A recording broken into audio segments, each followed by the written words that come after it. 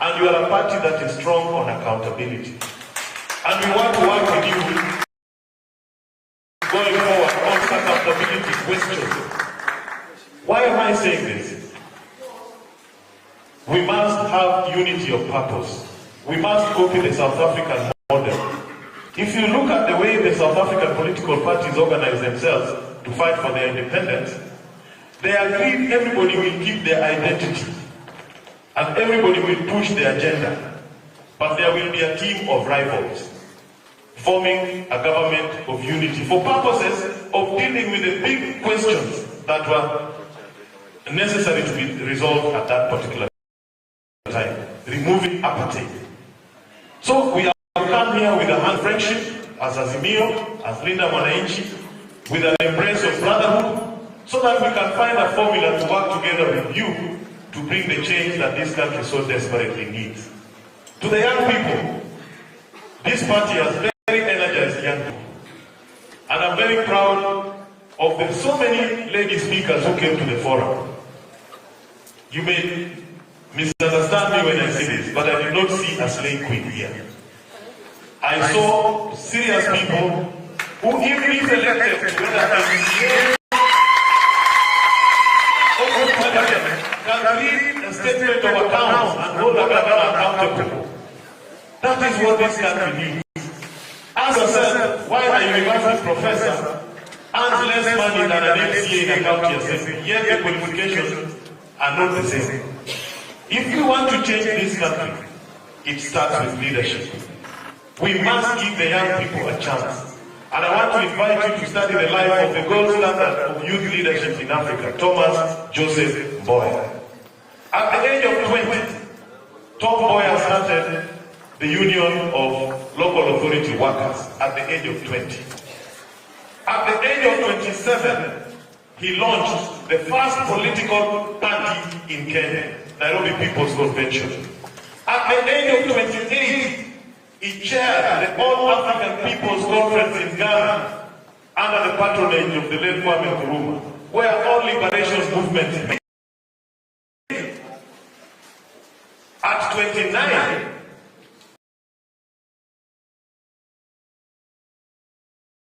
he gave this country the first blueprint that gave us 10% of economic growth for 15 years. At 39, of course, you know we killed it. When Professor Nyang' Nyong'o went to meet Lee Kuan Yew of Singapore, and he asked him, Mr. Lee, you are friends with Tom Mboya because they were in the labor movement together. Why did Singapore grow 40 times bigger than Kenya? Lee Kuan Yew told him, because you killed Tom Mboya in Kenya. In Singapore, they let me leave. It is about the vision. It's about the vision carrier. It is about the commitment of the leadership. So I will leave it there. And now it is my humble duty to invite Professor Oundo to address you. He has been a lecturer in this university. Welcome, Mheshimiwa. Ex-CJ, my colleagues who are here, Dr. Kagame, and all the friends I've met so many times, the other people who are here, and all the distinguished guests. UGM! Thank you very much. There are some invitations when you receive, however committed you are, however busy you are, you cannot ignore the invitation. When I received the invitation, bearing the message from XCJ, I said I had a busy morning, have so many committees to attend to this morning, but I will come and honor a great man who is seated here. Allow me to make this quote, and that quote has sustained me and made me proud, the gentleman seated here. You remember the great election petition. The greatness of a nation lies its fidelity to its constitution and the strict adherence to the rule of law and above all, the fear of God. You guys who are here, you have a God-sent gift that has come to struggle this country. Those who are here, who belong to this political party, it is upon you to ensure the good deeds, the good intentions, the energy, the integrity of this man must be felt in this country as we go forward. I was asked to come and talk about which way forward. Talk about youth unemployment. Talk about issues affecting this country. Article 10 of our Constitution, 2D, talks about sustainable development. Article 43 lays down the economic and social rights of Kenyans. You cannot attain those rights unless you have money in your pocket. Huwezi kuwa mwanamume kama hauna pesa mfukoni. Huwezi kuwa mwanamke kama hauna pesa mfukoni. Because kama mwanamke lazima ung'are, na hutang'ara bila pesa mfukoni. I am a member of your determination. Nataka kuwaomba mambo mawili. We always say, we might want to remove the monkeys from the forest, but the forest might remain. The only what would maintain is only the monkeys.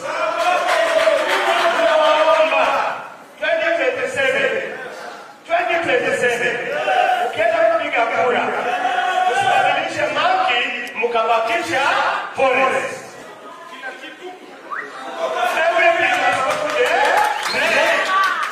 Yote yende kwa ndani. Tunaomba jambo la pili, vile mnaongea, I have felt energized that you have not given up hope. Hamjapoteza tamaa. Tuna imani nchi yetu ya Kenya inaweza badilika. Hiyo ndio kitu tunatoka hapa. I feel energized, I feel happy that the young people, XCJ, have not given up on Kenya. They still believe this Kenya can turn around and become a better place to be than it has been. I can assure you, the journey of redemption, the journey to save this country is not an easy journey. Si kazi rahisi. Mtu asikudanganye, si kazi rahisi. Itakuwa mwendo wa mbali, kutakuwa mwendo, mtapatana na vizuizi vingi katika njia ukienda huko. Please remain strong. Remain strong. Be perseverant. Persevere the good things and the bad things. Please do not betray Maraga. Don't betray Maraga. Usifanye ukanunuliwa, ukapewa vitu vichache, ukasema hata kwa tena mzee, nende kwingine. I urge young people. Please stay steadfast. We will save this country. I am a member of Linda Mwananchi. Linda, the first rally and at the banner of Linda Mwananchi, I was given the honor to organize in Busia Town. Again, it was not easy. There are no easy things. If I wanted easy things, I would have gone to Ruto. Every day I'll be given money and I will see me giving out money like somebody in Bungoma I normally see on top of the lorry or back at Diego, he throws money all over. But I've stood firm. Now I want patapata. Kenya yetu lazima tuikomboe, tafanya nini kazi. As I conclude, and as my colleagues Kaloro Mone has said, all of us have one common agenda. The common agenda is to get Kasongo to go home. That's the biggest agenda we have. The rest we can sort ourselves out. The biggest agenda is to get Kasongo to go home. And for us to get agenda to go, for Kasongo to go home, we need unity of purpose. Tukifika kata kuongea, tuongee pamoja. Zitakuja na Sifuna, XJ Maraga yuko hapa, tunakaa kwa meza, tunasema tufanye na mtangani, asante sana. XJ, I ask for your permission during this time. I want also to be responsible as you always have been. Asante sana. I wish you well. Keep us invited whenever you want us. I'll be there. Asante sana.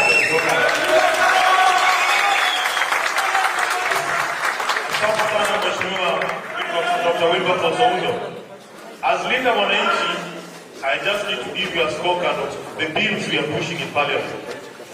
Number one, we have a bill called Education Laws Amendment Bill, which is designed to create a new subject called nationhood science as part of our curriculum, implementing Article 10 of the Constitution, our national values and principles, Chapter 6 on integrity and leadership. If they cannot fight for independence, we will still be under the colonial leadership. Paul Kagame did the man. There is written in history of this country. Then we had the second liberation. CJ Maraga. We had the second liberation. It was during my party. We want to take this country out of the yoke of one-party system. This generation were led by Jaramogi Oginga Odinga. They were led by Charles Rubia. They were led by Kenneth Matiba. They were in prison. Some are still carrying the scars up to now. Some are still even in prison. They achieved their goals of the generation. We are now a multi-party democracy, including the United Movement. Without their fight, we will not have this party. It is because of what they stood for. They fought for multi-party that Chief Justice Emeritus Maraga can now come up with a new movement and register a political party. During that time, it was only one party. They won that generation of all. Then we have the third generation. The third liberation. Fight for the new constitution. It was led by Raila Odinga, James Orengo, Uhuru Kenyatta was there, Mwai Kibaki was there. They fought for a new constitution. We are now expressing ourselves freely. Young people can demonstrate and picket in the streets. We have a freedom of media. We can gather here and take as performers. During that time, after this meeting, we all go from Manchester police station. They achieved the goal of our generation. We are now a free nation guided by a constitution that Chief Justice protected with all he had. Now they achieved their goal of their generation. What is the core of our generation? What is this generation fighting for? This generation is fighting for economic liberation, economic emancipation, economic recovery, economic renaissance of the country. That is the core of our generation. It cannot be that the three generations achieve the goal of our generation, and you want us to fail as a generation.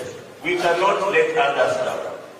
I always tell my people, the reason why I said that Wananchi was for such people like Maraga, people like Sifuna, people who have lost cars, people who have lost corruption.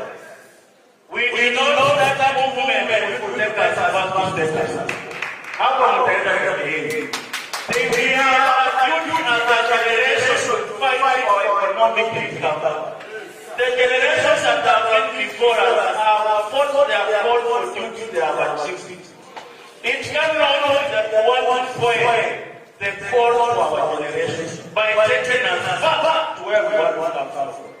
If you serve in the government of Moi, you have no capacity to lead the liberation in this 21st century. You are not capacity. You cannot start a movement and take us back to people who serve in Moi's government. You are a liar. We need new people. New people with new character, with new acumen, political and professional acumen to drive this country to where it needs to be. We are not going to sugarcoat. This is not going to be a cosmetic. This It's not going to be a love affair. You are either with us or without us. The light is on. The light is on. The light is on. And I'll take my friend Carol. Hakuna kurudi kwa tribal groupings. Msituambie hapa ati hata kama bora mtu aende, unaweza jiunga na huyu na huyu. Wacha watuunge represent kwao. Hawa this is our generation. All tribal groupings must come and support people like that. And if Sifuna is not going to the presidential candidate, the only person who will allow to snap the represent is Maraga. No problem.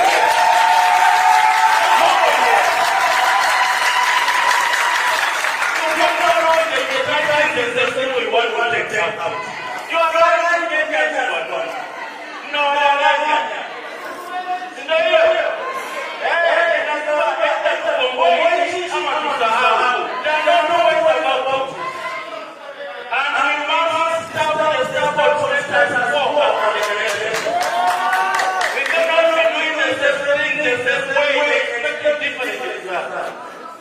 we will not this even if we walk alone. Our created changes by supporting only people.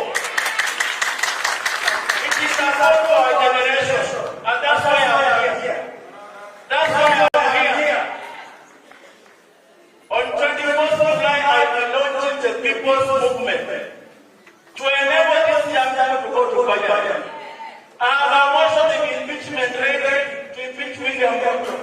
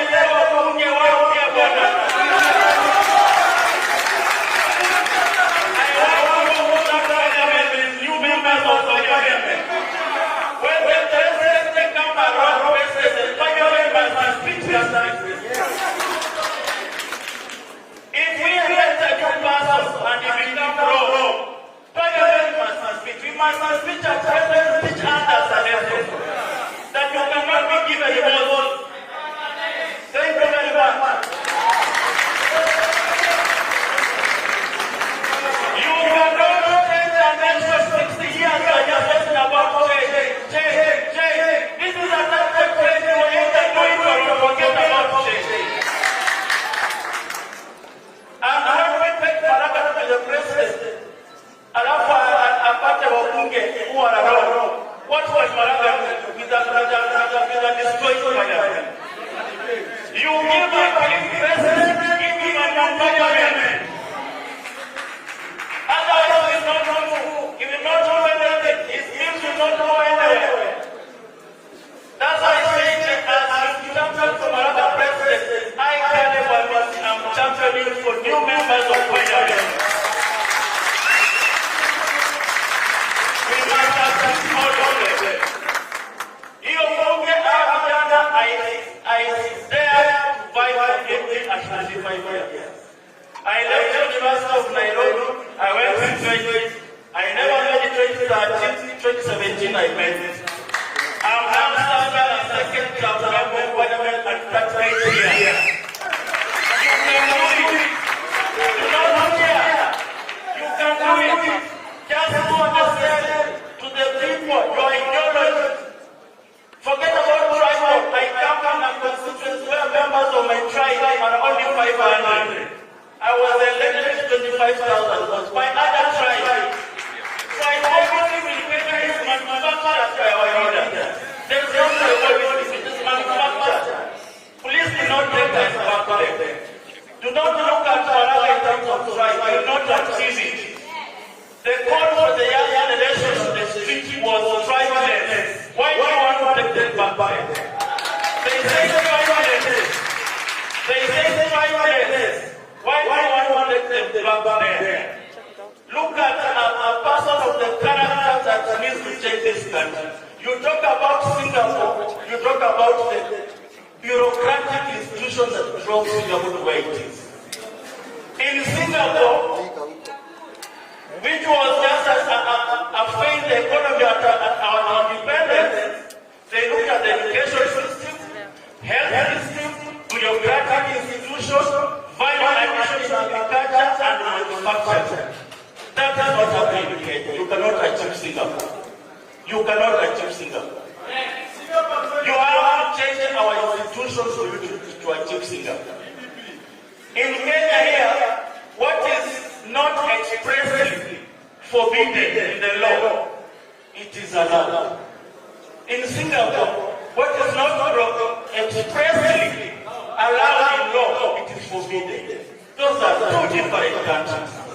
You must change our institutions, our values for us to achieve Singapore. And we will work this year, even if it means being the Lord voice. But we must not sugarcoat about changing this country. Whether we do it or we forget it. We are the last generation to change our country democratically. If we fail, the young people following us, the generators that are going to burn this system, wakaanza kutoa mashule, wakimalizana mashule watakuja kuchoma hii Nairobi. If we do not take this country, our young people will burn it again. We have an opportunity to serve our country. Thank you very much.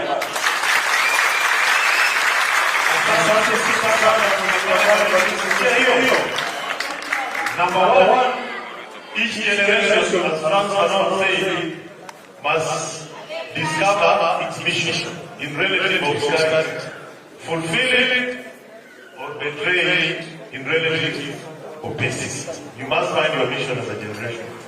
Two, you all remember Emperor Aurelius. He said, when you have a mission, be ready to walk alone. Aurelius told us, the opinion of 10,000 men is useless if none of them has any expertise on the subject matter. So never fear walking alone. The final thing I want to say before I leave is, call on the police and the leadership of Kenya Kwanza to stop looking at the Kenyan youths as gazelles for police to practice their shooting skills. We are tired of the Kenyan young people being the targets for police, either for refresher shooting courses or the main target with their guns. They cannot just continue killing them like this. It has to stop. Today, they are talking about compensating the victims of protests. What have they done? They have borrowed the compensation used in ambulance cases, road accident cases, which averages about 1.5 to 2.5 million. When a car knocks you down as a young unemployed man, that is normally the compensation. It ranges in that area. Why they've chosen it, I do not understand. But this is the question. An accident is an accident. There is no intention to kill you. So and there will be something lawyers call contributory negligence. So maybe the negotiations are put that as the average. But when a police person intentionally aims a gun at your head and kills you, how can the compensation be the same as that of a victim of a road accident? And they are telling us that the budget for compensation is housed at the office of the president. The same people who are responsible for killing our young, instead of putting it where the Constitution requires, the Human Rights Commission. So they kill you, they tell you come to us, we will pay you. And they are not talking about justice. Those who killed the young people should have been held accountable. They should have been identified and charged before a court of law. What they are doing, they don't know the name because they are not truly religious. It could be expiation, what they are trying to do, or some form of atonement. But they don't even use those words. Because to use those words, you must first accept you are guilty. Then you seek reconciliation. You must say, I did this. So as part of my expiation or atonement, I and compensating this. It is not about the value of life. So what they are doing there, we completely disagree with it. It is the wrong way. And they will rush to do it because the 2 billion is in the supplementary budget. They have not published the list. Nobody knows who is there. There is no transparency. But the only hope I will give you, young people, if we are united and we work together, share our common purpose and deliver it, we will give you justice and accountability. Thank you very much. May God bless you, Justice Maraga. We wish you all the best. Thank you very much. Thank you very much, Honorable Karoli Omondi, my Jirani, and the gentleman who took me through primary school. Thank you very much for honoring our invitation. And just two things before I invite the next segment. I invited you here because I'm a former member of parliament. That is why I wanted you to invite you as a former member of parliament. Now I'd like to put on my other cap, which is the co-leader of the party. But before I do that, Honorable Karoli, I want to say two things just before you do. The number one, and it's a convention we've had at the party level, at the party leadership level, is that we are committed to working with like-minded leaders who are value-based, and that is the reason why, as the leadership, Honorable David Maraga did invite Leader Mwananchi here, and we shall work together, It's our commitment. The second thing we're also committed to do, which I can confirm, is that we're also committed to be part of the July 24th event at the Renaissance Party as part of the leadership. We discussed this on Kalkamisi, and we shall commit. What we must not do, fellow Kenyans, is we shall not go back to the status quo.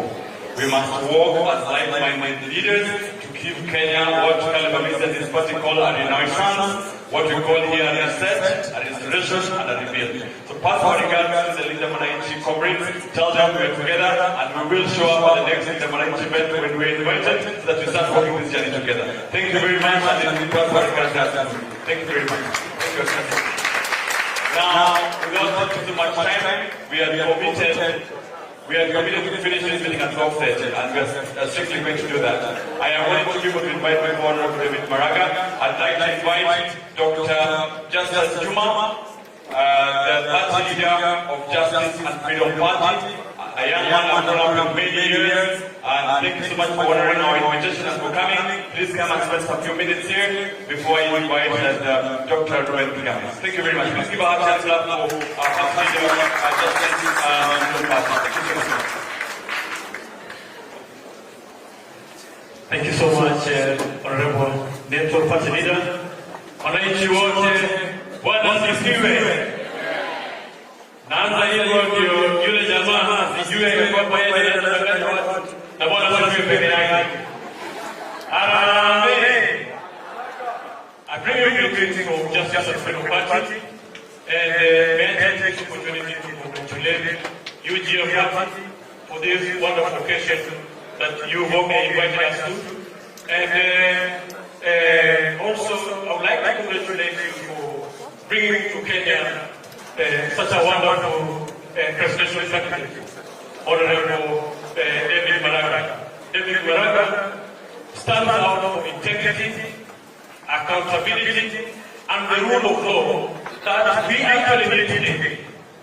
And we at the Justice and Freedom Party, we seek cooperation with such like-minded agencies so that we may serve Kenya with leadership that does not sacrifice themselves, with leadership that does not please them, but please them. How can they deliver justice when their hand is soiled with blood?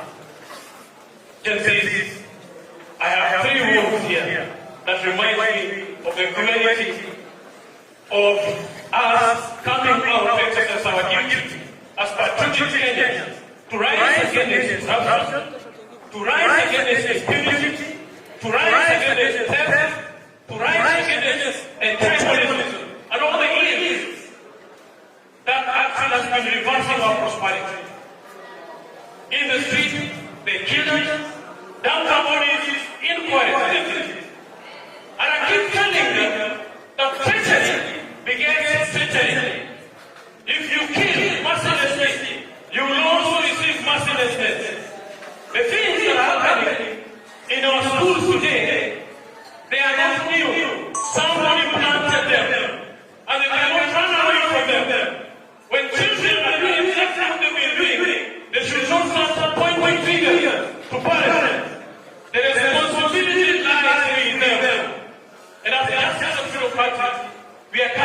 come at a time like this with you to hold hands and work together. And this I would like to remind you. You know, when you are almost at the peak, the road gets twisted. The path winds up. And most of the time, that is when people give up. The call to liberate our country economically, that call is new, like never been my brother Aziz. When you hear him talk, then we get assured that this time we are not coming out for movement and strive, to an assigned movement, but to one another, which is to save our country and restore dignity of Kenya and bring Kenya to the table of nations where we can participate as equal, but I know our stake. Kenyans we are second to none. Give an opportunity. And that is the energy and that's the call. We are reaching out and we will continue to work together. Honorable Minister, we will launch together the movement. Wangapi watakuwa hapo? Tutatokea. Mpaka kujifile. Mpaka kujifile. Hakuna mtu anakona. Mbarikiwe sana na mbariki Kenya. Thank you very much, Comrade Juma. Colleagues, I have just the last two speakers, and I have been told that the DJ wants to warm our legs. DJ, give us a number.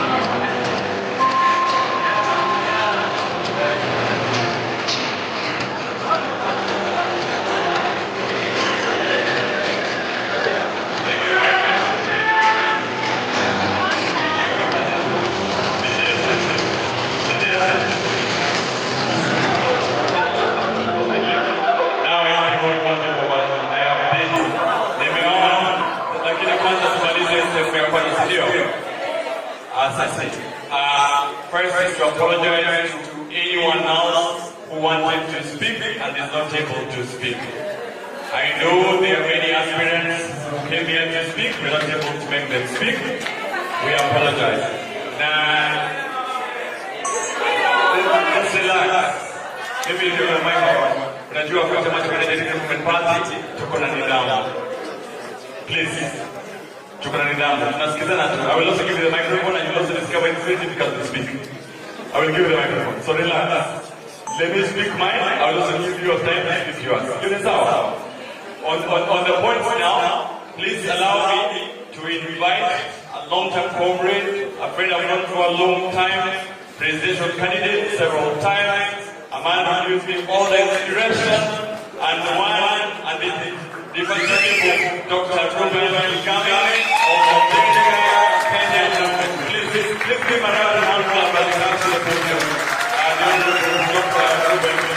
Asante sana. Asante. Tafadhali kwenye makofi mpaka kwenye jukwaa.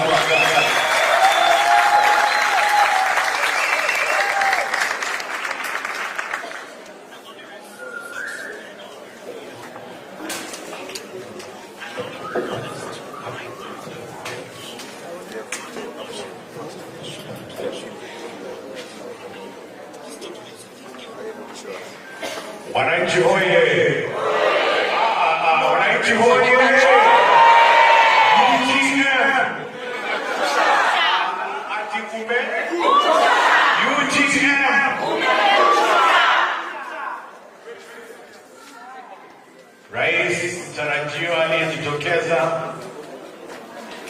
former Chief Justice wetu Emeritus Maraga, na uongozi wa UGM na wananchi waliofika hapa, hamjambo tena. Ninaitwa Ruben Kigame na ni rafiki wa Chief Justice Emeritus Maraga. Ni rafiki yangu wa karibu na pia ni mentor kwa mambo ya kulinda sheria. Nimekuja hapa kufanya mambo mawili alafu nikae chini. Jambo la kwanza, nimekuja kutangaza kwamba mimi na Chief Justice Emeritus tunataka kutembea pamoja.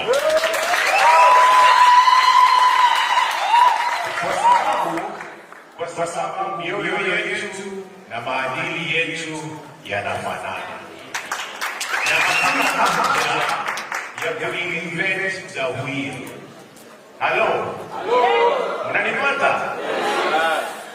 Hakuna haja ya kureinvent the wheel. Jambo la pili, nataka mfahamu sisi Kenya tuna shida 4 kubwa. Shida ya kwanza ni mdomo. Wengi tukifungua mdomo ni uchafu unatoka ndani. Halo? Matusi na kudharau wananchi. Watu wanaongea ni kana kwamba wananchi hawaexist. Na wanaongea ni kana kwamba vijana hawaexist. So wanakuwa mfano mbaya, kutukanana ovyo ovyo. Shida yetu ya pili ni tumbo.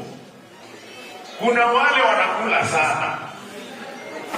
Wanakula chakula chao, wanakula cha jirani, wanakula cha watoto, wanakula cha wamama, wanakula kila kitu mpaka wanakula na wajukuu na wale hawajazaliwa.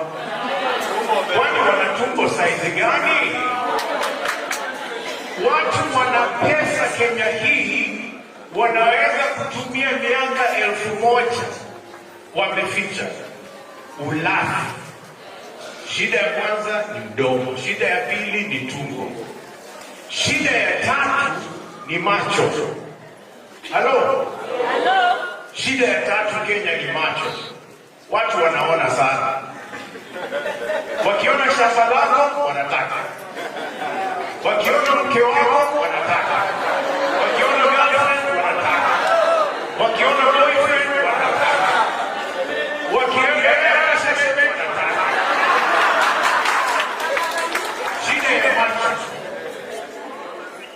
Maybe wakati umefika wa kujaribu mtu hatumii macho kuona watu. Halo? Nilisema hivyo 2022 wakanifungia, Chebukati alinifungia. Lakini si mlipata yule anaona? Anawasaidia sana, si ndio? Amewasaidia sana, si ndio? Si umeingiza wale wanaona? Tuwe kama kule Indonesia waliingiza Abdulrahman Wahid, alikuwa ni kipofu. Tuwe kama Kenya waliingiza mtu kwa wheelchair anaitwa Emilio Kibaki. Time imefika ya kutoa shida ya macho. Shida ya 4 ni kitu kinaitwa conscience. Roho. Tunaongozwa na watu hawana roho wana roho kama za wanyama. Mtu anaweza kuona kijana wake akiitisha accountability alafu anampiga risasi. Huyo si mtu, huyo ni mnyama. Come on, huyo ni nani? Mtu akienda kuchukua kijana South Nyanza alete Nairobi, anaitwa Albert Ojwang, alafu amuue, alafu adanganye amejiua, huyo ni mnyama?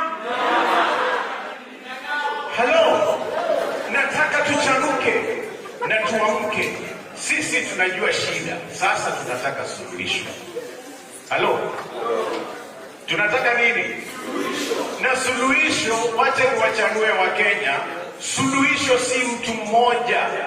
Suluhisho ni kuunda team ambayo hata nyinyi vijana mkiingia mnaweza endesha hiyo gari. Mnanipata? Tuunde team strong, tubadilishe serikali iwe completely new. Tuunde gari jipya ambalo halijatumika. So hatutaki wale wamekuwa pale. Hatutaki wale wametudanganya. Tukiwarudisha sisi ni wajinga. Tuunde kitu kipya, kitu fresh, mwanzo mpya. Nyinyi hapa mnasema reset. Mko sawa? Nasema nini? Reset. Sisi kwa Jenga Mkenya tunasema reboot. Reboot, zote ni new town. Tunataka uso mpya. Tunataka nini? Tunataka new faces. Na face moja iko hapa ya Chief Justice. Face ingine inaongea hapa. Tunataka new faces. Faces ingine nyingi ziko hapa. Si vijana wako hapa wana uongozi wa roho. Vijana wako na nguvu ya kuongoza. New faces kwa parliament, new faces kwa county, new faces kila mahali. Drain the swamp. Tunataka new faces. Kwa hivyo mwisho ni waache na tumaini, kwa sababu without hope you're going nowhere. Here is the hope. Ndugu Chief Emeritus akileta experience ya sheria. Na najua wengi hamfahamu kwamba mimi ni mwalimu, nafundisha pale Daystar University. Okay? Nilete mambo ya kutetea walimu na elimu. Nilete experience ya artists.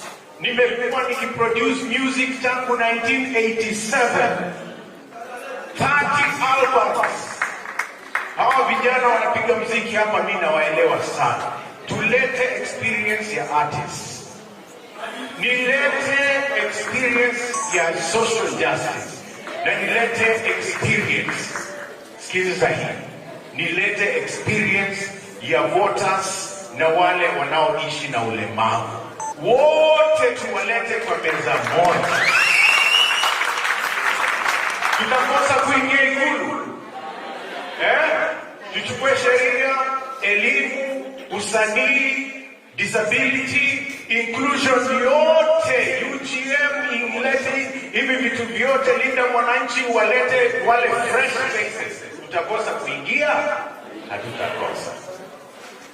Naomba tuungane leo na tuanze mwanzo mpya. Tuanze utu, tulete haki na tulete maadili kwa serikali. Tutoe uchafu nchini Kenya. Mimi nimemaliza, isipokuwa kuna kitu nisipofanya nafikiri mtanyongwa. Mtanipa dakika moja niipe? Mtanipa dakika moja?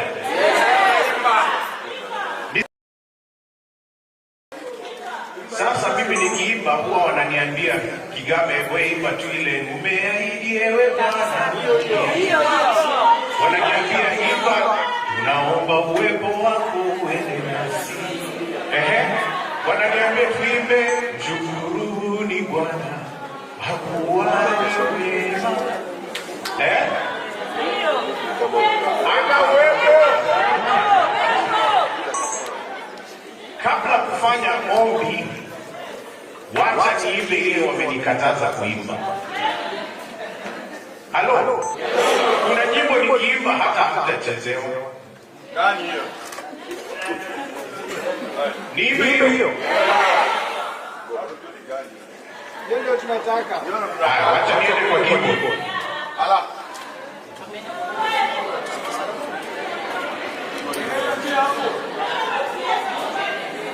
Get me a shot of this. Get me a shot of this.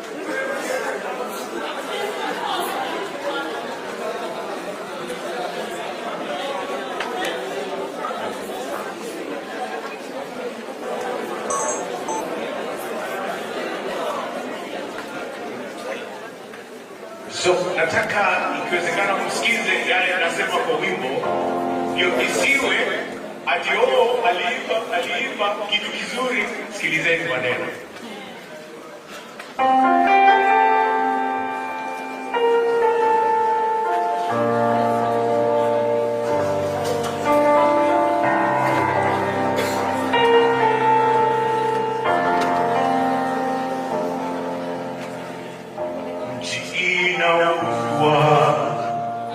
Sisi tumelala,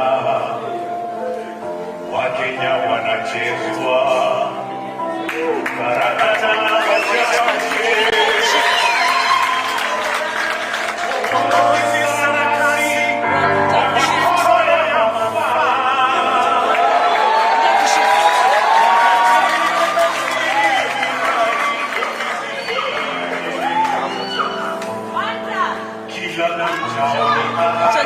keyboard.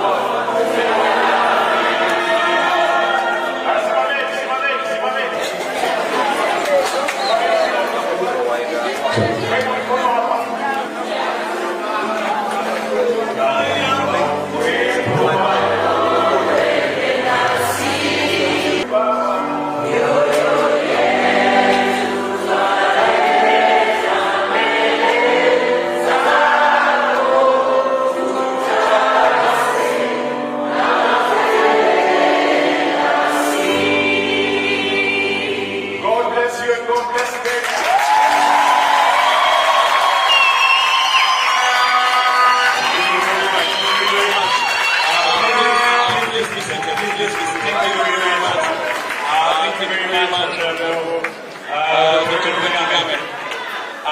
I'd like to make two announcements. We are about to finish, but I'd like to do two things. I'm going to request the DJ to play our traditional anthem, Maraga. And as he does that, all the aspirants of UGM in Nairobi, please come on the stage. Is that okay? All the aspirants of UGM.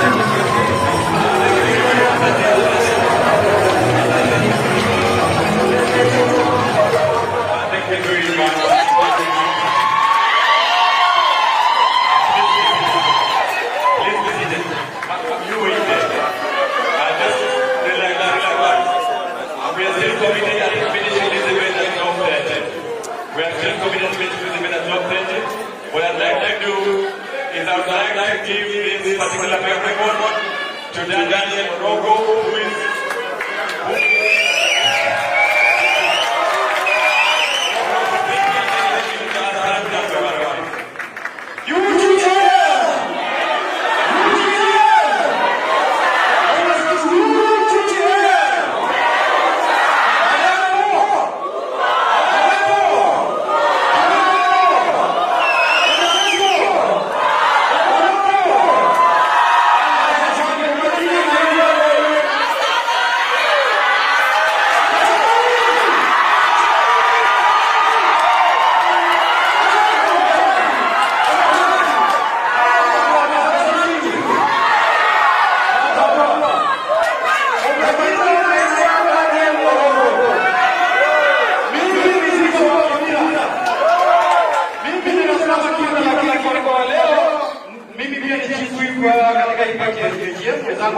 kuweza kufika, lakini niko na wagombeaji.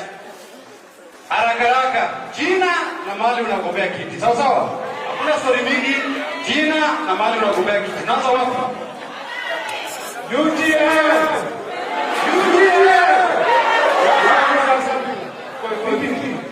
UGM. Kwa jina Baba Mnadi ama Jackson Kinga nagombea kiti cha ubunge na usafi wa Sulusi. Asante.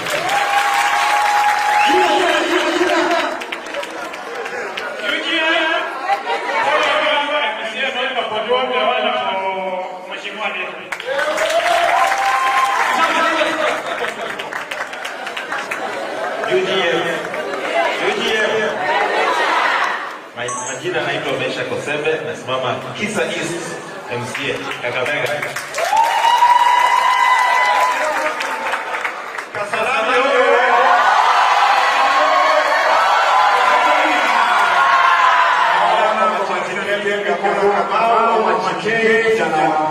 Nashukuru sana hapa UGM.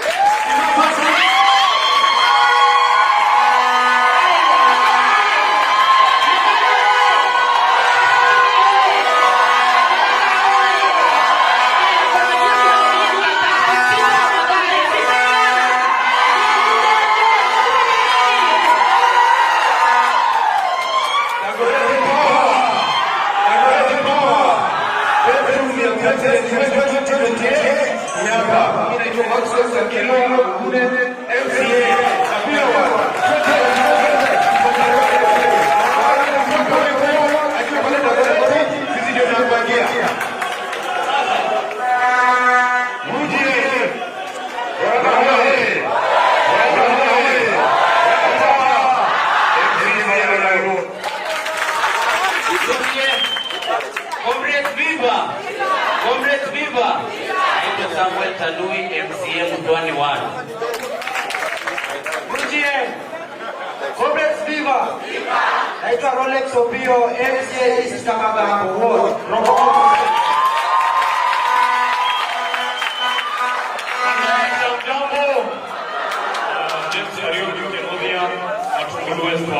Asante.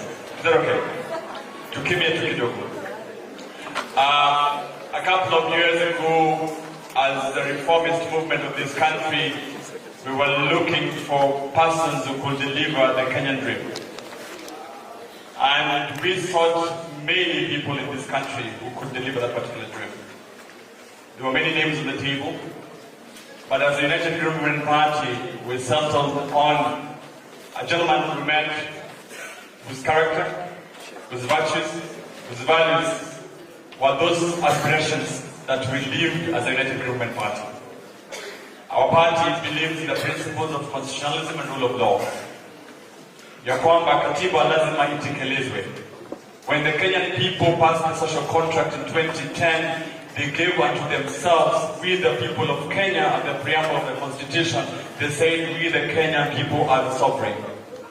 We are the ones in charge of this particular country. That particular constitution espouses very many things that if at all it was implemented to the letter, you do not need a political party manifesto. It is for those reasons that United Movement Party we chose that the manifesto that we're going to implement is Ukatiba. We looked around, and the gentleman who we thought would deliver on the aspirations of the Kenyan Constitution is none other than His Excellency David Maraga. This particular afternoon, colleagues, ladies and gentlemen, I'd like to thank all of you for honoring our invitation. All of you come from here, we do not take it for granted. As a political party, we are honestly honored, we are honestly humbled, and we really like to promise you that whatever the President David Maraga will say on this particular podium, we members of the United Movement Political Party, we will hold him accountable, first of all, internally, before the people of Kenya can hold him internally. We promise you that the things he's going to speak this afternoon are not just words on paper. It's those constitutional aspirations that are in Ukatiba 2010, and we will hold him accountable for those things. I don't want to take so much time. I know, as he's about to come on the podium, the Honorable Martha Karua, the party leader, People's Liberation Party.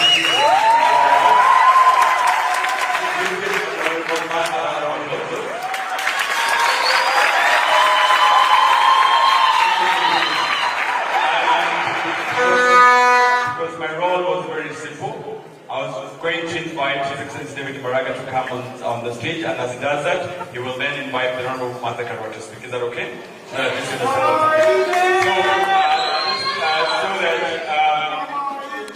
Thank you very much. And as Honorable David Maraga comes on stage, ladies and gentlemen,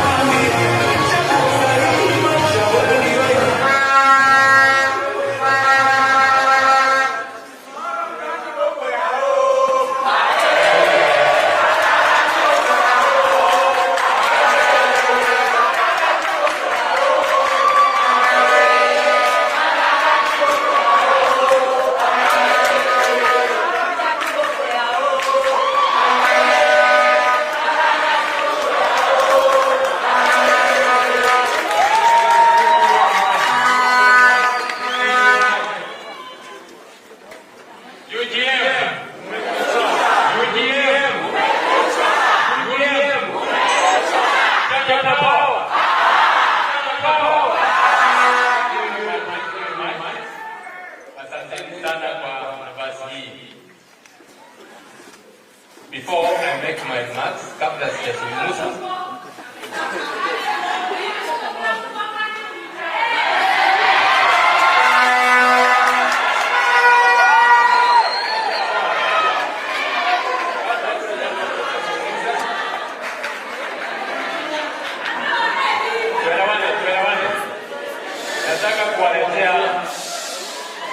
nataka kuwaletea Mheshimiwa Martha Karua.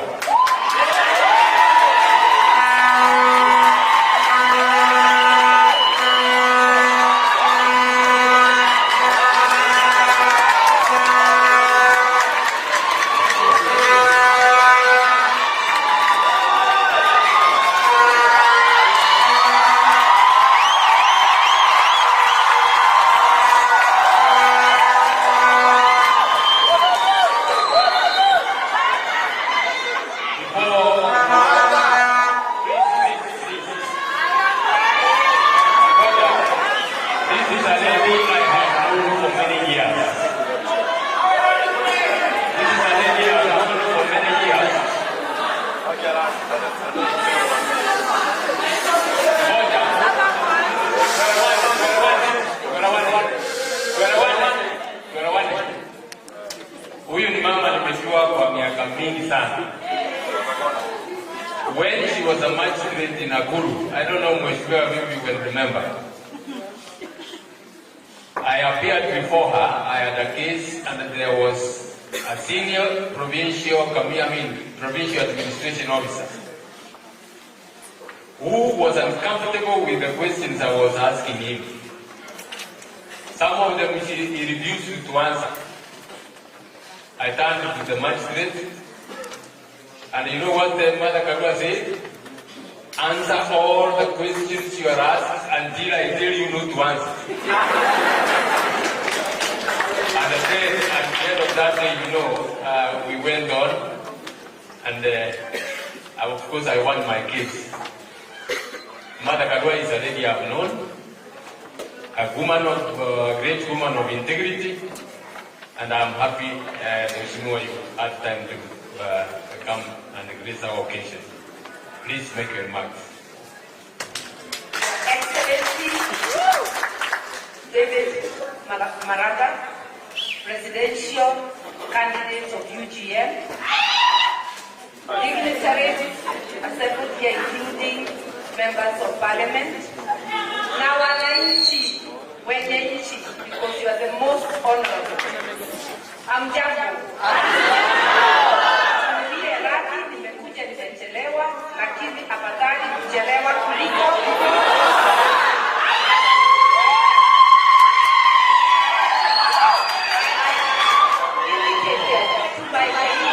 That I'll come even in for a short while because I hold him in high esteem. His values, my values, the values of my brother Ruben Kigame here, and a few other leaders align. So when he calls me, it is my duty to come and support what he is doing. I have no fear that there is any word that will come out of his mouth which will ashame me. So I'm here confident. I know he's aiming for the presidency. Similarly, I am aiming, and many others. We say competition is healthy. And in this country, nobody is going to make it without collaborating with others. So we are finding our ground on how to collaborate. The ultimate decision is yours. But the importance of today, a national conversation on issues that matter. Youth, unemployment, cost of living, governance, the key questions that matter.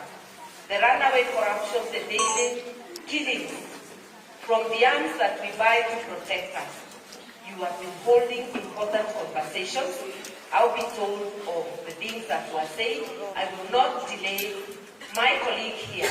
I just wanted to say, I endorse the things that you've been discussing. I want to congratulate you, my brother, for convening this meeting. We have to keep convening. These conversations are very, very necessary. Especially our security. As I came in, I remember that I went out of my office running. I didn't even get to come in. I just came out and drive. I said, oh my God, era of police. But I said I'll handle it. But I did find schools have found good people in this presence.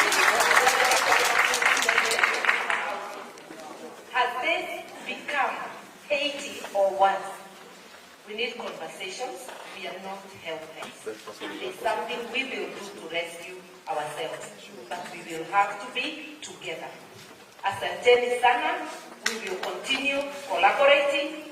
Kwa PLP tunasema tuungane tujikomboe, lakini hata kumekucha. It's a very good slogan. Kumekucha, tujijali. Because nobody else will mind us if we don't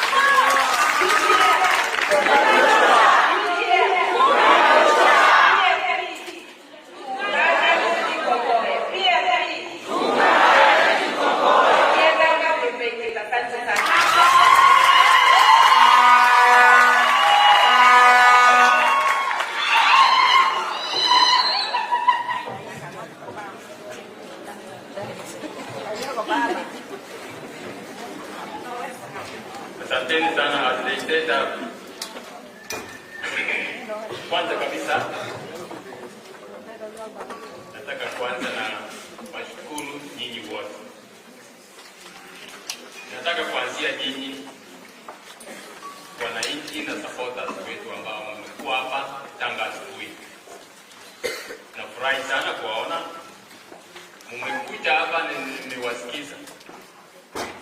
Nyinyi ndio mniseta stage kusema yale mambo ambao mnataka sisi wote tuungane na tuzungumzie.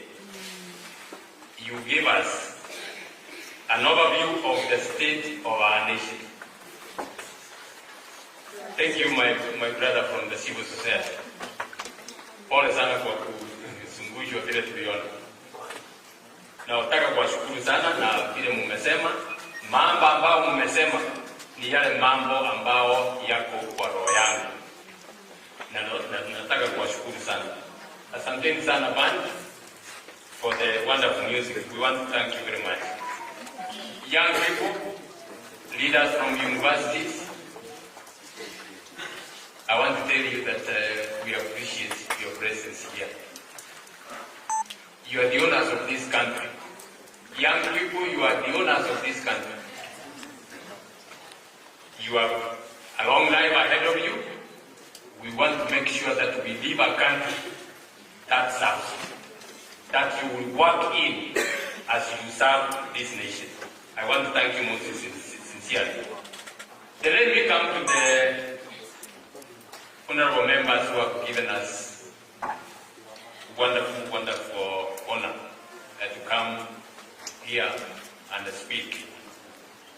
Honorable Karoli Omondi, who spoke here, you know, he's rushing to Parliament. They are organizing. Honorable Professor Gulibakos Oundo, he spoke here, and you know he has gone to Parliament. Honorable Caleb Amisi.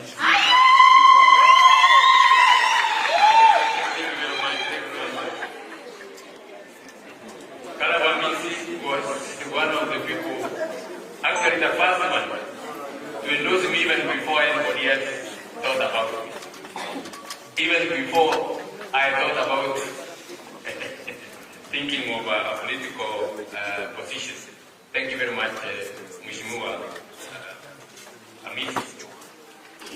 My brother and friend, Dr. Kigame.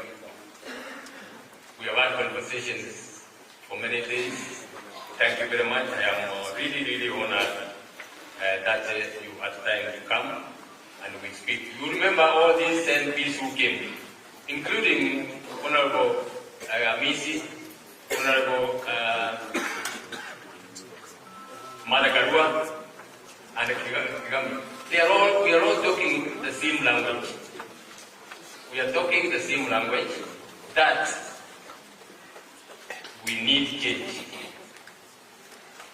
And I like the way Honorable Amisi put it. We don't want a cosmetic change. We require really change, fundamental change. And I want to thank you most sincerely. Honorable Senator Omsata is not able to be with us here.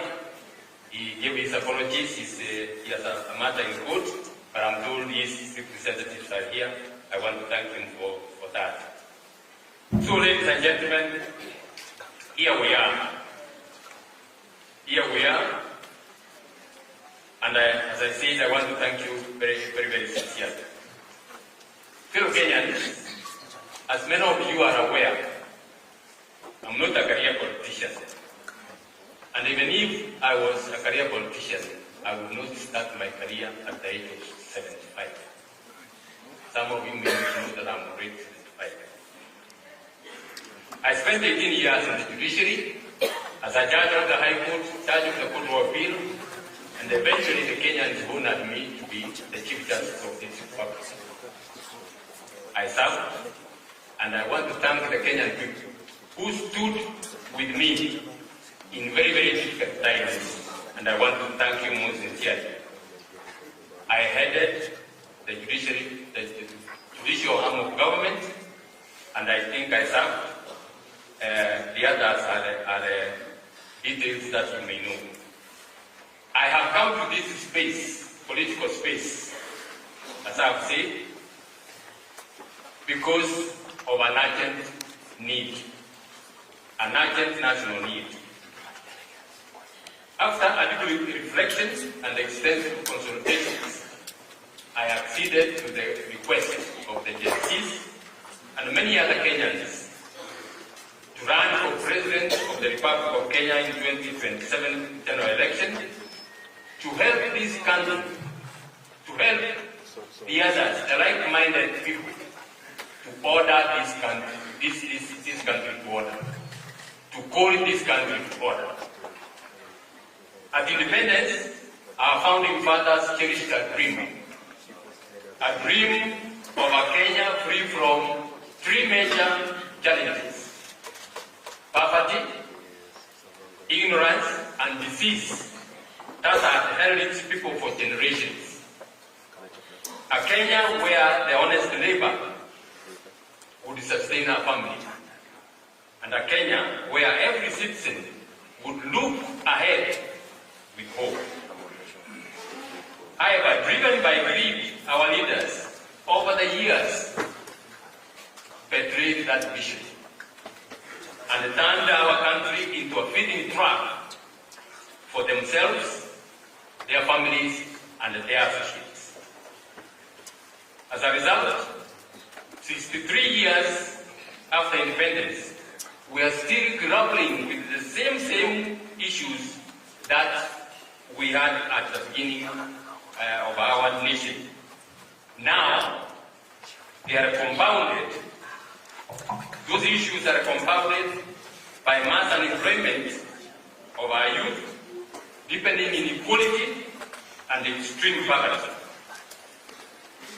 Soon after independence, the Kenyan political elite embraced an extractive system of government, which had a small and still, that is the modus operandi, a small couple of political elites who loot public resources, using their positions, use public resources at the expense of the ordinary people. Today, under William Ruto, that extractive system has become a full-blown criminal enterprise. Across virtually all public sector departments, the President, his cabinet, top officials of government, and corrupt businessmen have turned government into a business, their own business.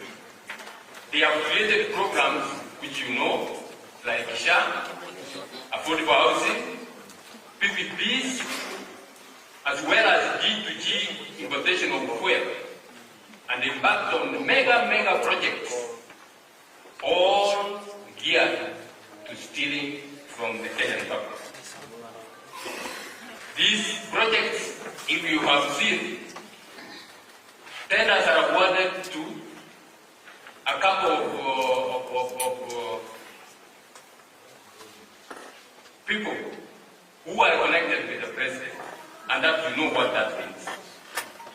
With the enactment of the Kenyan Constitution in 2010, the extractive system devolved into the counties. Governors, members of the county executives, MCAs, and others award themselves the contracts and build roads which are washed away at the first rain.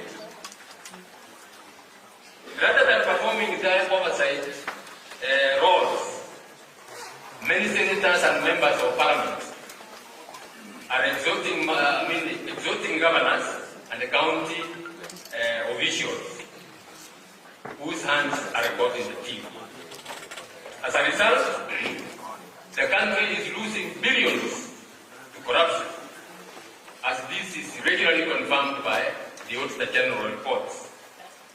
The Kenyan Association of Manufacturers estimates that we lose a whopping 3 billion shillings every day.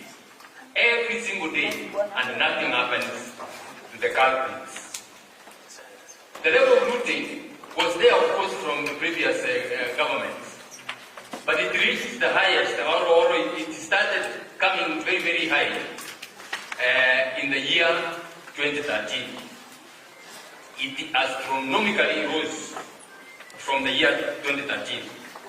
One of the methods the political elites have used to steal from the public is borrowing. At the end of his administration, the late President Kibaki left public debt at 1.77 trillion shillings. That was at July when he left. However, through reckless borrowing, public debt, most of which is odious debt, is now almost 13 trillion shillings.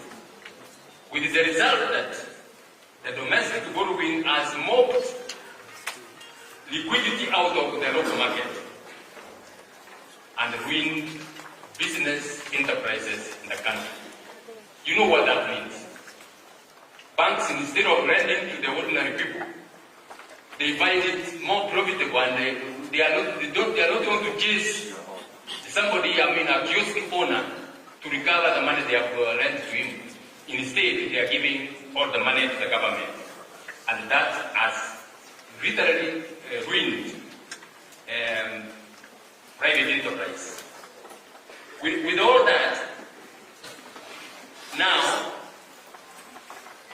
in this budget, in this year's budget, 2026-2027 budget, which is 4.8 trillion, out of that, 2.3 trillion, which is equivalent to 48% of the national budget, is going to be to loan repayments. That's not all. This government now, the Ruto regime, has now resorted to securitization. Securitization is borrowing on the security of tax revenues, future tax revenues. That's mortgaging the Kenyan youth's future. Remember, the Kenyan youth, most of them are without employment, and their consent has not been sought about this borrowing. That is also contrary to the principles of public finance, including intergenerational equity, that are there in Article 201 of our Constitution. When all these things, we looked at all these things, on the 2nd of February, together with the energetic young people and the members of the United Green Movement Party, I embarked on a county-to-county tour of this country under the banner of Okativa Caravan. Our mission was twofold. One, to first of all go to the Kenyans, come to you Kenyans, and listen to you, and hear your aspirations, and hear your frustrations. As the Kenyan people. You can't lead people you don't understand. You can't lead people whose issues you don't understand. Secondly, we also came out to encourage and sensitize Kenyans, particularly the youth, to register as voters. The caravan took us to every corner of this land. By 28th of April this year, we had traversed for 3 counties out of 47. I am happy to know that our efforts, alongside other campaigns such as the youth-led Tukokadi movement, contributed to over 2.6 million registering as new voters. I want to thank the Kenyan people, particularly the young people, for registering. That's the power involved in your hands, and we are sure we're going to use it very well. In these tours, we met farmers, we met pastoralists. We sat down with women in markets. We met men at Juakari sheds. We listened to border operators at the dusty stages. We went and met the fish folk on the shores of our lakes. We encountered ordinary Kenyans fighting every single day with great dignity to put food on the table. What we saw and heard filled us with immense pride. Our people have refused to surrender to despair, despite the grinding conditions they have been plunged into. The resilience we saw, that hard work we saw from our people, tells you of the true character of the Kenyan people. We are a hard-working people, very, very hard-working people. Our mothers, our sisters, our brothers, especially in the villages, wake up very, very early. I saw that from my late mother. Going to the shamba when it was still at dusk. And that's what the Kenyans are doing even now. But we also had stories that should trouble every Kenyan of conscience. From major cities to the smallest markets that we visited, Kenyans told us about 5 painful realities with remarkable consistency. They told us about the disregard of the rule of law. They told us about state capture and corruption, which you have repeated here. I'm happy you have repeated it here. They told us about a ravaged economy. They told us about youth unemployment. And they told us about the collapse of service delivery, particularly in health and education. Wananchi plainly told us that government officials, right from the presidency down to the lowest administrative levels, have no respect for our law. They cherry-pick the provisions of the Constitution to implement, and to what extent to implement those provisions. They recall with grief the killing and maiming of our young people during the Gen Z protests of June and July 2024, and told us what that confirmed of the present government. They told us that the political class has little regard for human life. They told us that the political class do not respect good orders. They just ignore them with impunity. They told us that government documents, these days they don't know which one to trust. Even title deeds, some of them are not what is the papers they are printed on. They told us that public services, especially health and education, as I've said, have broken down completely.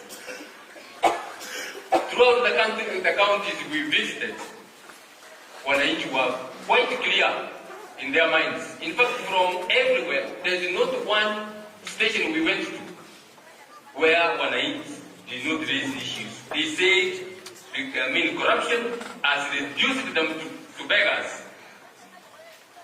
in their own country. The extractive system has stripped millions of Kenyans of their dignity and their humanity, to the extent that one Mzee Ongui Orandi, a man nearly 100 years old, was trampled upon and killed when he was scrambling for 200 shillings that was being given by a local MP in Kisii, just shortly before President Ruto went to that area. You know, that's how this government works. You go to the area, pour money, and the people come. Before he goes, he has his agent who give money. And we have seen that those who come from Nyamira and Kisii, you have seen people lining up and being given money. This Mzee was trampled upon and died. 200 shillings was the value of that elder man. That tells you the depth to which we are falling. At one of the stops we visited, a visibly angry young man stood up, and when he was given a microphone and asked what he would like the Maraga government to do for Kenyans, he uttered 2 words. 2 words. Funga Ruto. And they sat down. Wananchi told us that businesses are closed because there is no money in circulation. The escalation of fuel prices has confused quite a number of our people. They cannot understand how fuel can be cheaper in Uganda and yet it is being transported through Kenya. In Busia, the border operators told us that they are not buying fuel in Kenya anymore. They just go with jerrycans through Banya routes and buy fuel from Uganda where it is cheaper. Marisabit, we met quite a number of border operators. Two of them told us they had taken petrol in the morning for their operations, as they normally do. At that time, it was about 3 p.m. They told us they had not earned anything, and they didn't know how they were going to pay for the fuel they had taken in the morning. In Kiraini, the center in Maraga, a young man came and told us openly, in the presence of uniformed policemen. There were uniformed policemen performing their duties. In their presence, and in fact, that young man was even looking at them. He said, I am tired of the life of stealing. I want an opportunity to earn an honest living. And he said, look, I have hands here. I can work. All I need is an opportunity to earn an honest living. In literally all the towns we went and shopping centers, many youths were disappointed. Some even angry with us that we had no handouts. That's where Kenya has been driven to. As we all know, Kenya's youth constitute approximately 75% of the Kenyan population. Every year, 1.2 of them graduate from universities and higher institutions of learning, and they enter a labor market that cannot absorb them. Fellow Kenyans, our country is squandering a huge demographic dividend. If employed and properly deployed, Kenya's youth will transform our economic and social landscape. But you know what we are doing with them? You know what we are doing with our youth? We have normalized violence, political violence, and you have seen what has happened. Our youths are being turned into political wounds. Need I bother you about where that will take us? That is a dangerous thing to the security of this nation. And for me, it is only a matter of time. Unless that is controlled, it is only a matter of time, and this country will be driven into anarchy. Mheshimiwa Amisi talked about it. You can't weaponize the young people who have no jobs. You give them a few shillings and ask them to go beating fellow Kenyans. A government that has been put in place, a government which has police, which has security officers. Some of those security officers are so frustrated that the government is using goons. Instead of putting order, the government itself is the one using goons. You know what that means. Despite the mandatory provisions of Article 43 of our Constitution, looting of public resources has made the services, healthcare, and education, among others, totally collapse. In virtually every county we visited, we encountered the dire consequences of a healthcare system that is in free fall. Hospitals have no medicines or basic essential supplies. SHA is not working. You are told every day SHA is working. SHA, if it works for 1 or 2 people, you are told, look, you are given an example and you are told it is working. Go to the Wananchi out there and they will tell you it is not working. Families are being forced to sell land. You know, not many families have any other asset other than the piece of land they have. They are forced to sell that to pay hospital bills. Those who have nothing to sell, mothers are dying at home while giving birth. Education is the engine of national development. I know this from personal experience. Coming from a very poor family, education was key, was the key that unlocked my future. I've said this many times. I came from a very poor family. I wore my first pair of shoes when I was going to secondary school. I didn't even get the number right, and I had a lot of problems wearing that shoe. Our education system is in a deplorable and dysfunctional state. Not because we lack funds, but because a greater portion of the education budget is being stolen, and you have seen the hasty and reckless implementation of the CBC, now called CPE, where we have great challenges. A report by the National Examination Council recently that 73.2% of grade 3 learners failed to attain minimum proficiency in mathematics, and 58.9% are struggling with basic education, should worry not only the parents, every Kenyan of conscience.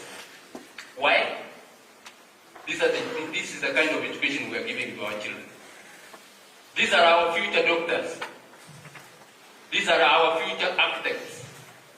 These are our future engineers. How can we gamble with the lives of our children and actually the welfare of our nation? And yet, our Constitution guarantees every Kenyan citizen inherent dignity and requires the state to take concrete measures, including affirmative action, to ensure that the youth access employment. How do the youth access employment in a ravaged economy? These are the truths we gathered from our Okativa caravan. These are not opinions, my fellow Kenyans. These are not opinions. These are honest, lived realities. The Kenyans who spoke to us in raw honesty and quiet courage. Can we go on with this? Can we go on with this? No. We must change. We have no choice but to change. We need to reset our country. We need to restore. We need to rebuild our country. Fellow Kenyans, 16 years ago, we gave ourselves one of the most progressive constitutions in the world. I can tell you that with authority. I've read very many constitutions in the world.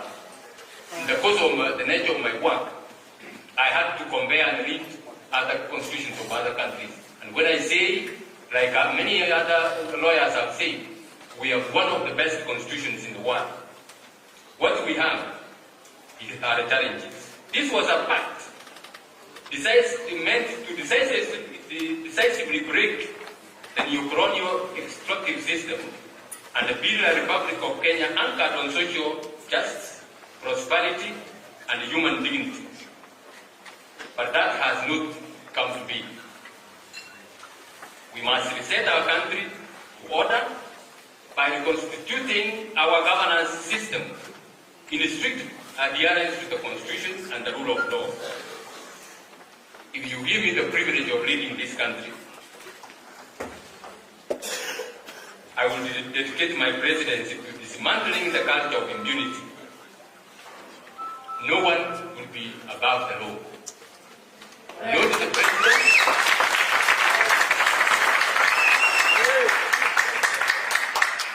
Thank you very much.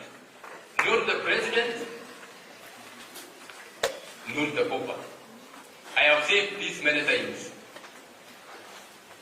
If I'm head of this country and there is a court order against me or against my government, I will appeal. I will appeal, go to the Court of Appeal, go to the Supreme Court. If I reach the end, I will raise my hands. I will raise my hands and and tell everybody who serves under me to obey that court order. Because that's the land and the law of the land.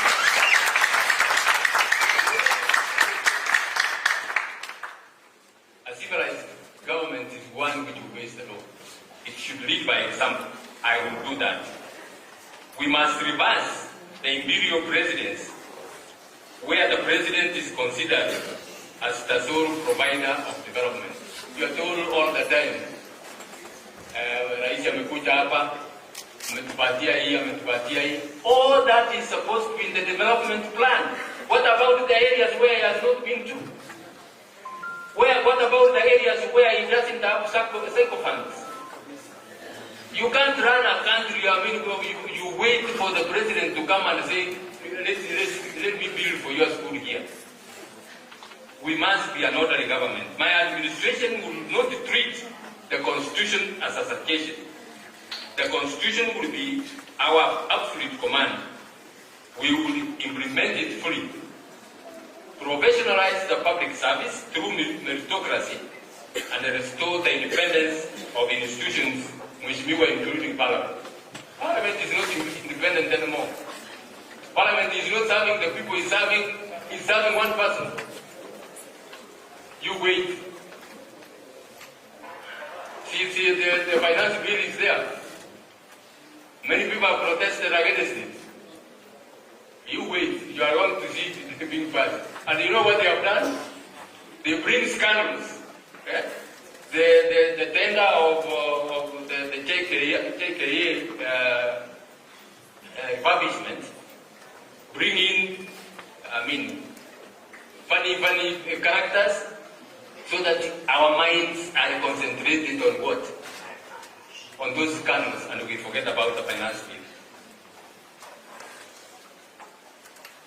I will end fraudulent schemes, fraudulent procurement schemes.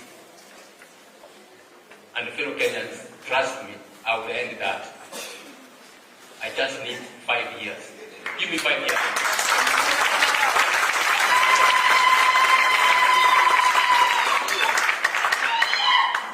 It has taken less than 5 years to literally demolish this country. I need 5 years. Pull this country to order. Get Kenyans of goodwill. Give them positions they have to earn, and they will not be managed from State House. They will work. I will give them the freedom to work, but I will demand results. I will demand accountability.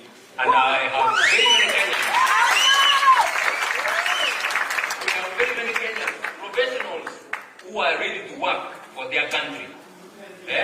We are one, even you. We will give you an opposition when you being qualified for that, so that we will have a country. Our leadership has become rogue and uncaring. Under my leadership, we shall restore humanity and the dignity to the Kenyan people. Extrajudicial killings will be a matter of the past. Unlawful detentions we will not entertain. There will be no sacred cows. All suspects, criminal suspects, will be arrested and prosecuted in accordance with our Constitution. Ladies and gentlemen, Kenya is not an island. We must maintain friends and be in the community of nations. But we must guard our sovereignty and our hard-won independence from erosion by vestiges of colonialism. We shall engage the world in the spirit of Pan-Africanism, respecting international treaties and norms that foster regional integration and international cooperation, human rights, and good governance. Our battered image as a repressive state and a client of foreign interests must change. You saw even what was on KTN. Foreigners, and worse still, criminals have been given our passports. have been given our passports. RSF. We have not served. We will revoke all those passports.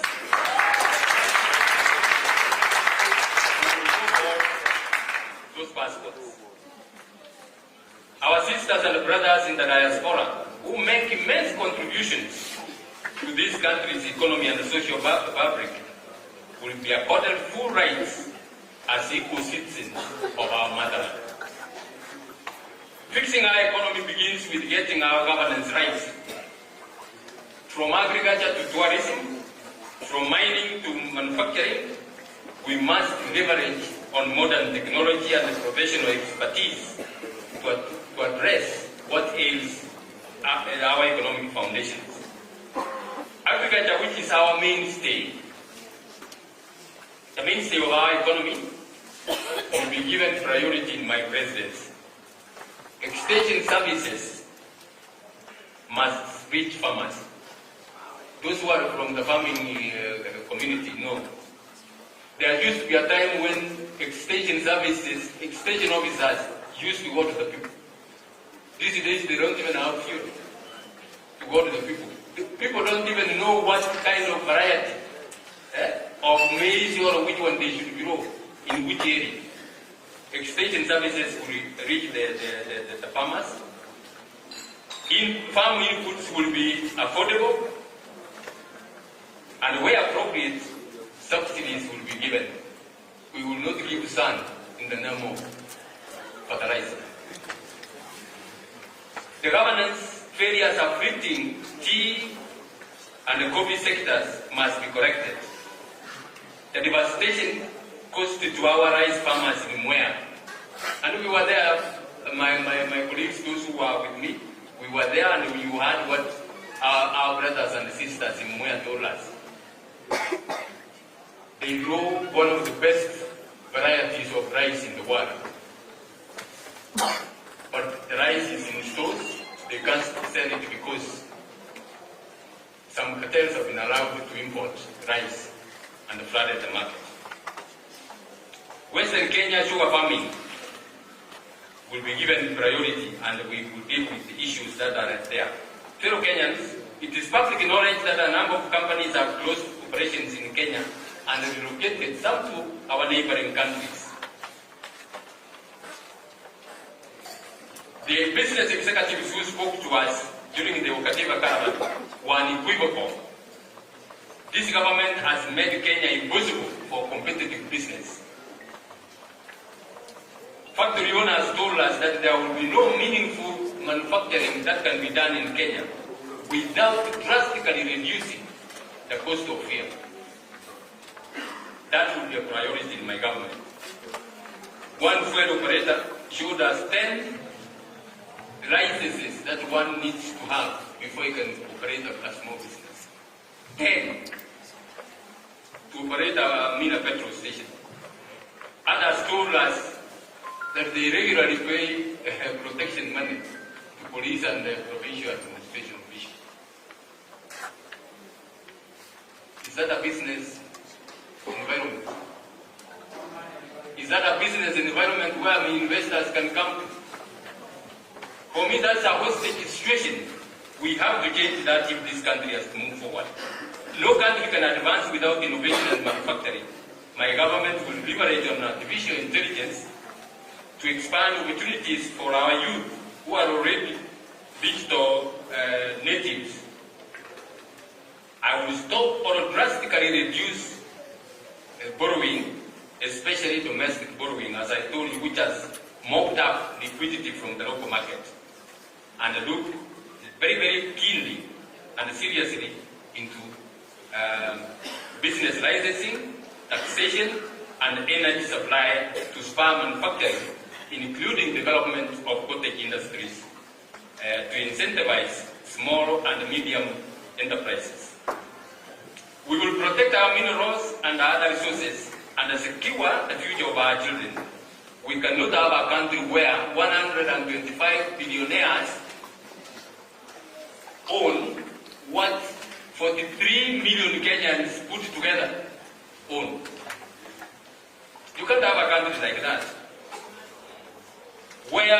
few million youths are unemployed and cannot even afford airtime, while public officials with no known sources of income flaunt obscene wealth before the very people they have robbed from. We must end that. Throughout our Katibu, Caravan Kenyans demanded leadership with integrity. This is a lifelong value I embrace. Because the president is a trustee of public resources. I don't know if you know. The president is a trustee. He is a steward of public resources. I believe I am well placed to end the cartels and the corruption networks in government and recover stolen resources. I have never been associated with any corruption scandal. I am ready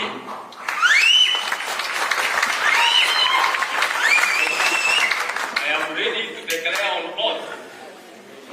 I am ready to declare on oath my assets and give a full account of how I acquired each piece. That I can tell you. I challenge every presidential aspirant, starting with Ruto, Yes. to do the same and account for everything they own.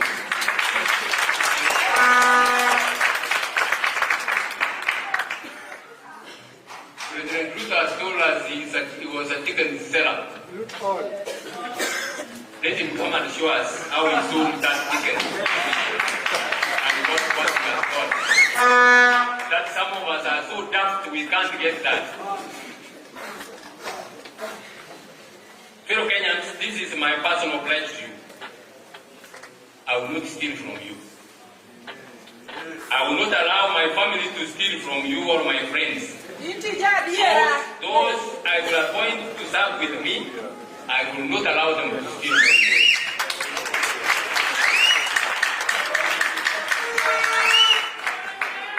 For me, thank you very much. For me, zero tolerance to corruption is not a slogan. It will be the governing standard of my administration. I will empower the investigative and prosecutorial agencies, including EACC, the DCI, and the ODPP to carry out their mandate without political or executive interference. Yes, sir. Thank you. I will ensure that the judiciary is well resourced to be able to do its work properly. If we succeed in confronting impunity and recovering stolen assets, we will reduce the cost of living. We don't need to just reduce stealing and the cost of living will come down. It will come down on its own. We will not be talking about bags of maize being sold at packets of maize flour being sold at so much. That will come down, when you have an economy that is progressive. This will, of course, give us money to take care of our health and educate our children and build a government system that finally works for every citizen. As I conclude, fellow Kenyans, please hear me out. To fundamentally reform our governance system, we must reject ethnic radicalization to which we have been plunged into. We must come together as one people and vote on issues and the challenges facing this country. We should forget about, and I applaud you, Mheshimiwa Misi. We should reject the notion of voting in accordance with our ethnic community. And I want to speak to Kenyans. Please listen to me. We get in that. Sometimes you get even some of the middle class Kenyans disappointed, and they don't even go out to vote. This time round, I want to appeal to all Kenyans. You know, some of the young executives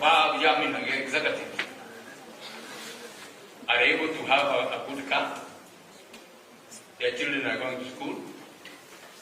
They are able to pay house rent, if not mortgage. And they see things are all moving on. They don't want to be disturbed about what's going on in politics. They don't even turn out to one vote.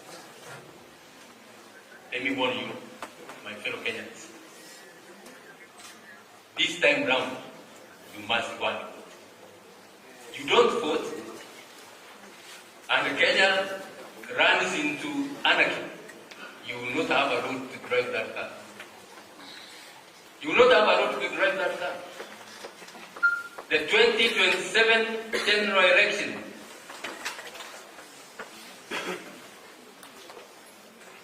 is a defining moment in the history of our country. It is a defining moment in the history of our country. We must come together and vote the Ruto regime out. The next government must not be a mere game of musical chairs. Same monkeys in a different forest, taking their turn to eat. I believe in opposition unity. This opposition unity must be built on a convergence of values, not appetites.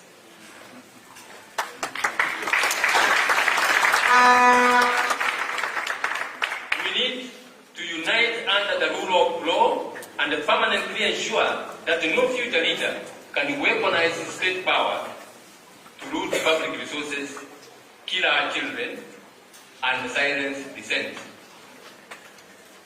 These days, wakiona wewe umeenda pahali fulani, umeona mheshimiwa Gachagua anaenda kanisani, sababu hawataka kusikia yale ambayo anazungumza, wanatupatia gasi kwa kanisa. Hata bila kujali ya kwamba iko wamama hapo wazee ambao walienda huko bila kujua kutakuwa na tia gasi inatupwa, na iko watoto. How can anyone throw tear gas to a church congregation? That's the height of brutality. The 2027, as I said, is a defining moment in the history of our country. It will be a make or break election. It will be the Okombo's election. We must liberate ourselves from the chains that Ruto has shackled us with. Take it from me, fellow Kenyans. Take it from me. If Ruto Oro is re-elected, or anyone who espouses his value systems, takes the reins of this country, it will be tragic. It will be tragic. We will begin descending to the abyss. Countries don't just fail overnight. You see, you ignore some things which are going on until you wake up and say, wait a minute, where are we? We cannot afford to leave our country and descend to that level. Fellow Kenyans, Kenya is a rich country. We are an intelligent people. We are athletic champions. You know that, isn't it? The Kenyan academicians and professionals shine on the global stage. We saw some country member being given awards, huge sums of money because of the outstanding work they have done. We cannot, as a people who are intelligent, we cannot and must not allow our motherland to descend to anarchy.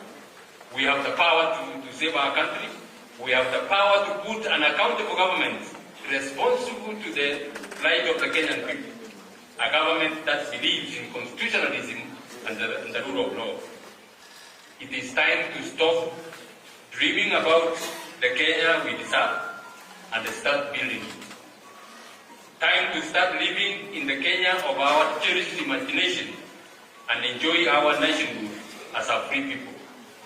Time to liberate our country. Time for ukombozi. We are coming to your county. As UGM, we are coming to your county. We are coming to your constituency. We are coming to your ward. We are coming to your village to ask your hand in working together so that we can liberate ourselves. The journey to a new Kenya begins now.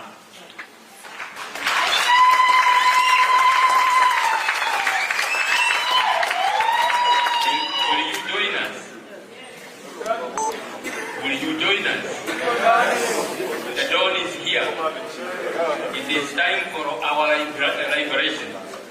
It is time for ukombozi. Umekuja. God bless you. God bless you.